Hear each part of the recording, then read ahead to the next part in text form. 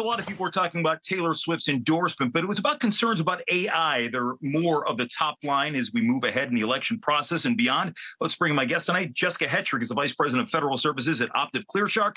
Up late with me tonight here on the Final Five. Jessica, thanks for joining us. Thanks for having me, Jim. I've actually talked with many of your colleagues in the past because there were issues about robocalls early in this election cycle involving President Biden. This endorsement from Taylor Swift, she mentioned that the former president has pushed out some images showing her endorsing him. AI is a useful tool, but there are a lot of safeguards and a lot of things that people need to know about its use. Absolutely. So, AI in this generation, in this day and age, is such a beneficial thing in so many ways. It's also adding so many new capabilities and enhancements to malicious cyber attacks, to the disinformation and misinformation campaigns out there against businesses, the public, and of course the elections. The automation that AI allows for these campaigns to have, exploding web content, mimicking fake articles, it really adjusts the narrative. And while it's going to be ingrained in everything to some extent, both good and bad going forward, the idea that there is an author behind every text or behind every piece of content no longer exists. And it amplifies the message, taking advantage of some of those major concerns across the industry. Overall, increasing the threat landscape, enhancing capabilities, and honestly, that quantity is just going to continue to rise. And so it's important to know the types of things that you're reading and ask the right questions. Yeah, and in addition to that, it's become something that has been so readily available. It's not something that you have to be part of a big corporation or a company or any sort of specialist. I mean, anybody can access these AI tools. And one of the big concerns that has emerged over the last couple of years, not just images, but deepfake videos that have become increasingly more lifelike. Yep, absolutely. AI can really influence the narrative across the board. It erodes the public's trust in information. It blurs reality. And like I said, that quantity is greater than ever, but the quality of AI deepfakes and things are getting so good that it's sometimes hard to differentiate fake messages, fake articles, satirical messaging, those robocalls.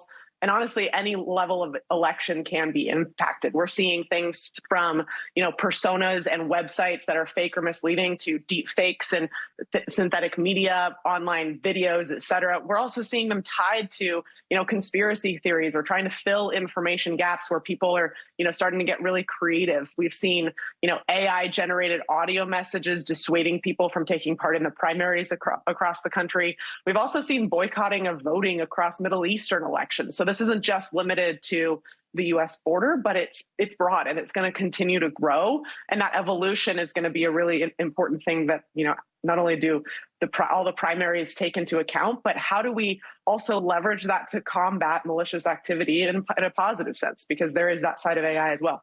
We have seen many efforts from government entities, not just here, but across the world, in terms of trying to put some sort of guide rails on the use of AI, especially in the context of politics, in the context of elections.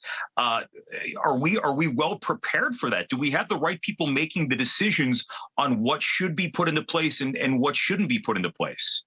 Yeah, AI and ML, like I said, it can be leveraged for that. Machine learning also can be leveraged for good, right? And I think it's continuously in the forefront of our decision makers' minds. How do we leverage this capability to increase threat detection, to increase monitoring capabilities, to get smarter about the things that we're looking at?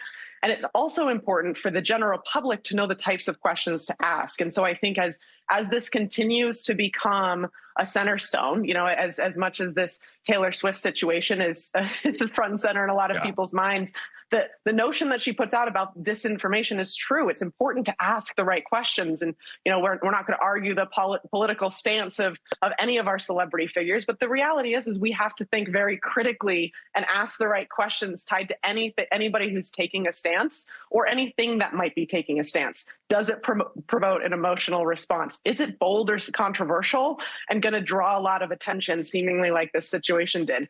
Is it extraordinary or exaggerated or distorted? Are there links embedded? Is it clickbait? How is this magnifying or enhancing or accelerating a narrative one way or the other? And I think it's important that we all know generally that decision makers are very specifically focused on policy tied to, looking at these items more critically. Jessica Hetrick, thanks for joining us tonight. We appreciate it.